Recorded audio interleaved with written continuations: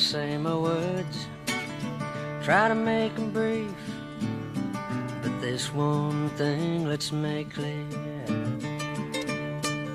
It may surprise a few of you to know this ain't no song of despair. For I've lived a life, though my years they are few, I've ventured many a proud mile. Laughed with the wind, talked with the sky, even made a few people smile. And I don't regret this thing I've done, the motive quite certain and plain.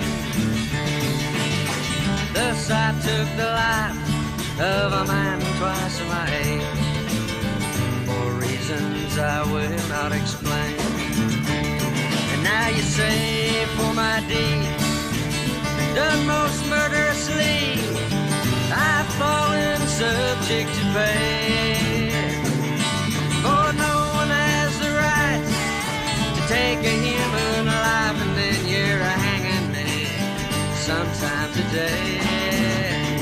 And then you say I should utter a few humble words which my experience can share, so that a few other wandering souls might shun this sad cross I bear. Well, let's see, I'm only 21 years of age. I'll offer this good advice: you can do what your father tells you to do, and treat your mother and girlfriend nice.